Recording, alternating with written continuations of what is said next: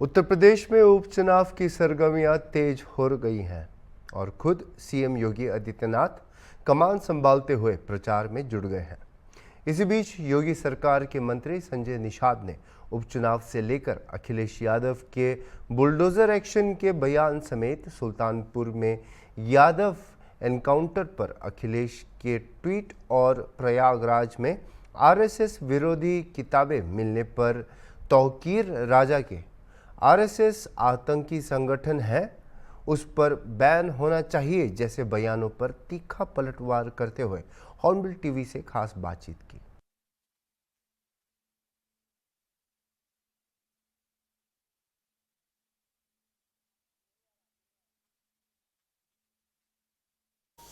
UP सरकार में cabinet मंत्री डॉक्टर संजय निषाद जी मेरे साथ में हैं। संजय निषाद जी अपनी बेबाक बयानी और सबसे ज़्यादा पलटवार के लिए जाने जाते हैं और ख़ास बात है इनकी कि ये राजनीति की क्लासेस भी लेते हैं। संजय जी, स्वागत है आपका सबसे पहले हॉर्नबिल टीवी पर। बधाई है आपके टीवी चैनल। ये आप देखिए कि जिस तरह से प्रयागराज में मदरसे में आरएसएस विरोधी किताबें मिली हैं, उसके बाद से कल तौकीर रज़ा ने खुले मंच पे एक बात कही है कि आरएसएस जो है एक आतंकी संगठन है, इस पे बैन लग जाना चाहिए। तो किस तरह से देखते हैं आप, ये क्या कहेंगे? उनके डीएनए में ऐसे ही है ना, इसीलिए कहा कि ना कि उनके जो जिस सहयोगी हैं, जिस पार्टी से हैं, जिसके साथ हैं, आतंक का ही सफाई करने के लिए हम लोग पैदा हुए। जब से हम लोग आए हैं, देखो प्रदेश देश से आतंक खत्म, जितने माफिया खत्म, दहशतगर्द खत्म, अपराधी जीरो हैं, ख़त्म हो रहे हैं। उत्तर प्रदेश सर्वोत्तम प्रदेश बन रहा है। ये लोग फिर से चाहते हैं कि भारत पाकिस्तान जैसे गरीब हो जाए, फिर बांग्लादेश जैसे यहाँ फिर से दहशत पैदा हो जाए। ये माना जा रहा है कि ये सब लोग, यहाँ के मुसलमानों को सोचना चाहिए कि हम लोगों के साथ रहने पर उन्हें भलाई कितना है। उत्तर प्रदेश में सर्वोत्तम है तो सर्वोत्तम ज़िंदगी जी रहे हैं। और इन नेताओं के जालीदार टोपी वालों के चक्कर में जो पड़ गए, पाकिस्तान चले गए, उनकी दशा क्या है? जो बांग्लादेश चले गए, उनकी क्या दशा है? और जो भारत में हमारी भारतीय संस्कृति साथ मुसलमान पड़े हैं, वो इस समय कितने विकास कर रहे हैं। उनका इलाज, मकान, अनाज, शिक्षा, हर क्षेत्र में बिना भेदभाव के हो रहा है। तो ये सब चीज़ें हैं और हम तो कहेंगे कि ऐसे लोग बयानबाजी करने वालों को खिलाफ कार्रवाई होनी चाहिए। संजय जी, सुल्तानपुर में इनकाउंटर हुआ था जिसको लेकर के अखिलेश यादव ने ट्वीट भी किया हुआ है। वो ट्वीट आपने देखा होगा, किस तरीके का उससे माहौल देखते हैं? क्योंकि उन्होंने सीधे तौर पे कहा है कि सरकार ने जानबूझकर यादव देखते हुए और फेक इनकाउंटर किया है, आरोप लगाया। जैसी जिसकी सोच होती है, उनकी सरकार में इसके मतलब ऐसा होता रहा है, तभी तो ऐसा कह रहे हैं। हमारी सरकार में कभी तो ऐसा कोर्ट ने नहीं कहा कि गलत है। आज जिसके बचाव में वो आए हैं, जब उसे इनाम घोषित किया गया था तो क्यों नहीं खड़े हुए थे, क्यों नहीं कोर्ट गए कि गलत इनाम घोषित हो गया है? आज सरकार अपना काम कर रही है, प्रशासन और है, तो यही कहते हैं ना कि जो इसीलिए भाई वो एक वर्ग खुश रहे, एक जाति खुश रहे, जिससे कि उनको फिर से सत्ता में वो बेस अपना वोट है। यही तो कहते हैं कि अपने बेस वोट के साथ खड़े रहते हैं लोग, चाहे बसपा हो चाहे सपा हो, अपने बेस वोट के साथ खड़े हों। तो बाकी जातियाँ ऐसे परेशान रहते हैं। सत्ता की बात आपने करी, अखिलेश यादव ने एक और बात कही है कि 2027 में उत्तर प्रदेश में समाजवादी पार्टी आ रही है, तो जो ये बुलडोज़र है इसका पूरा रुख गोरखपुर की तरफ चला जाएगा। अब चूँकि बड़े नेता हैं, पिछड़ों के नेता कहे जाते हैं, एक पार्टी के राष्ट्रीय अध्यक्ष हैं, लेकिन उनके समय में क्या क्या हुआ है, निषादों के साथ कैसा अन्याय किया है, कैसे गोली चलाई गई, कैसे 302 मुस्लिम हमें बनाया गया, कैसे हमारे निषादों पर डंडे बजाए गए, कैसे हम तो लोकतांत्रिक ढंग से हम लोग अपना आवाज़ उठा रहे थे ना। रेल सरकार की ज़मीन पर खड़े थे, राज्य सरकार गोली मारे, 302 मुस्लिम बनाए, तो कैसे इनके समय काम रखा था।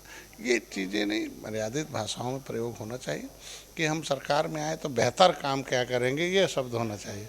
हम शिक्षा में क्या करेंगे, रोजगार में क्या करेंगे, अर्थव्यवस्था में क्या करेंगे, महिलाओं के लिए क्या करेंगे, युवाओं के लिए क्या करेंगे, अनुसूचित जातियों के लिए क्या करेंगे, डिनोटिफाइड ट्राइब जो रोड पर घूम रहे हैं, पॉलीथीन में घूम रहे हैं, गरीब जो देश को आज़ाद कराए हैं, criminal tribes act inquiry committee की रिपोर्ट के अनुसार प्रभावित जातियाँ जो अंग्रेज़ों के कानून से उजड़े हैं, उनके लिए क्या करेंगे, निषादों को पिछड़ी से निकाल दिया है 31 दिसंबर 2016 को, उनके लिए क्या करेंगे, ये बताना चाहिए। इसके लिए राजनीति होती है, इसके लिए पार्टी रजिस्टर्ड होती है, बयानबाजी के लिए पार्टी रजिस्टर्ड नहीं होती है। तो बयानबाजी न करके लोग बताएं मैं ऐसा काम करूंगा, अभी तक तो नहीं किया, लेकिन कहें तो कम से कम आगे हम क्या करेंगे। कोलकाता में भी रेप को लेकर के नया कानून बनाया गया, महिला सुरक्षा की अभी अभी आपने बात करी, और योगी सरकार लगातार महिलाओं को सशक्त करने का काम कर रही है। इसको किस तरीके से देखते हैं आप, इस कानून को लेकर के क्या? अब देखिए, इतना आंदोलन के बाद कानून बना, इसका मतलब कानून पहले बनना चाहिए था। मतलब वहाँ असुरक्षित थे, आज इतने आंदोलन के बाद कानून बना, तो कानून का मैं बधाई देता हूँ। लेकिन जो चीज़ चाहिए वो बंगाल में है नहीं, बंगाल सुरक्षित नहीं है। वहाँ एविडेंस मिटाने के लिए क्या क्या नहीं किया गया। ये तो बहुत आंदोलन हुआ तो उसमें अपना मुँह छुपाने के लिए बन गया कानून। ये कानून पहले बनना चाहिए था। हर नेता को कम से कम अबला कमज़ोर सबके साथ खड़े रहने चाहिए। महिलाएं, भारत उज्जनी देश है, यहाँ हर एक नेता को उस जिस पीड़ित हो उसके साथ खड़ा होना चाहिए। अपराधी को बचाने के लिए नहीं, अपराधी की कोई जाति नहीं होती है, उसको बचाने के लिए जो सरकार है वह उचित सरकार नहीं मानी जाती। उपचुनाव को लेकर भी एक सवाल रहेगा मेरा। उपचुनाव की तैयारियां तेज़ हो गई हैं, मुख्यमंत्री योगी आदित्यनाथ ने खुद कमान संभाली, आज अयोध्या गए हैं। सबसे पहला फोकस उनका मिल्कीपुर सीट पर है, लेकिन जो विपक्ष है वो लगातार कह रहा है कि जिस तरीके से 400 पार और 80 में 80 के वादे किए जा रहे थे, तो ये उपचुनाव को भी लेकर के बयानबाजी और ये तैयारियां बस महज ऐसे ही है। देखिए, भय और झूठ, फरेब, दहशत, लोगों को संविधान का, आरक्षण का एक बार का कैश कार्ड हो सकता है, हमेशा नहीं कैश हो सकता है। ठीक है, हम लोग वो आंशिक सफलता प्राप्त कर लिए, कुछ लोग हम लोग आंशिक असफल रहे, लेकिन अभी जब हम लोग कहीं कहीं नाकामयाब रहे अपने अच्छे कामों को, लेकिन अब मौका मिला, हमने भी 10 सीटों पर प्रभारी नियुक्त कर रखा, कार्यकर्ता कार्यक्रम कर रहे हैं। एक एक वोट अब जान रहा कि उनके झूठ हमारे विकास हमने क्या किया है, निषाद पार्टी ने क्या किया है, निषादों के लिए मछुआ कल्याण कोष, उनके लिए फीस, उनके लिए इलाज, उनके लिए कोचिंग के लिए, उनके महिलाओं के सशक्तिकरण के लिए, उनके जो है उनके लड़कियों के इलाज के लिए, उनके स्किल डेवलपमेंट के लिए, माता सुकेता जो भगवान राम के आत्माल सका निषाद राज की माँ के नाम से केज कल्चर है, उनके लिए फ्री का बीमा है, उनके लिए 60% महिलाओं की सब्सिडी है, पुरुषों के लिए आज के दिन में उन्होंने समितियों का जो पुराने नियम थे बल्कि नए हाईटेक हो, तो ये तमाम मुख्यमंत्री संपदा निषाद रहा। तो ये योजनाओं के माध्यम से हम उन्हें सशक्त कर रहे हैं, उन्हें हम विकास की मुख्यधारा मिला रहे हैं। ये ठीक है, पहले हम थोड़ा कम समय था समझाने में, नाव कैमरा, अब हमारे पास पूरा समय, हम लोग टीम बनाकर काम करें, एनडीए की जीत होगी। आखिरी सवाल रहेगा आपसे, कल आप बहराइच भी गए थे, वहाँ पे भेड़िए का जिस तरीके से प्रकोप देखा जा रहा है, वहाँ पे आपने जाकर के समझा, पीड़ित लोगों से मुलाकात भी करी, किस तरीके की अभी स्थिति है और क्या लगता है कि कैसे इस पे जो रोकथाम हो जाएगा और जो वन विभाग अपना काम कैसा कर रहा है? देखिए, बात में अटैक तो 27-28 हुए, लेकिन 10 मृत्यु हुई, वो नहीं होना चाहिए। लेकिन आगे मृत्यु न हो, आगे कोई ऐसी घटना न हो, सुरक्षित लोग रहें, उसके लिए हमारी सरकार, माननीय मुख्यमंत्री को धन्यवाद दूंगा। उन्होंने वन्यजीव दैविक आपदा घोषित कर रखा। ऐसे में उन्होंने जो निर्देश जारी किए उसे धरातल पर लागू करने के लिए उसे सभी अधिकारियों की एक समन्वय समिति बना दी गई और 4 टीम बनाई गई, 3 सेक्टरों में बांट दिया गया। एक रिजर्व टीम रहेगी कि यहीं दिखाए, बाकी जो प्रशासन है, पुलिस है, वन विभाग है, सबकी टीम बना दी गई कि लोगों को सुरक्षित स्थानों पर सोएं। जिनके पास मकान नहीं है वो स्कूलों में रहें या अच्छे मकान जिनके छतों पर हैं, या जिनके पास दरवाजे नहीं हो दरवाज़ा हमारे डीएम साहब अपनी मदद से लगवा रहे हैं। अभी सुरक्षित रहें, एक तो एक सुरक्षा का काम, दूसरा पकड़ने के लिए एक्सपर्ट आ गए हैं, पकड़ा जाए और नहीं तो शूट करने के लिए।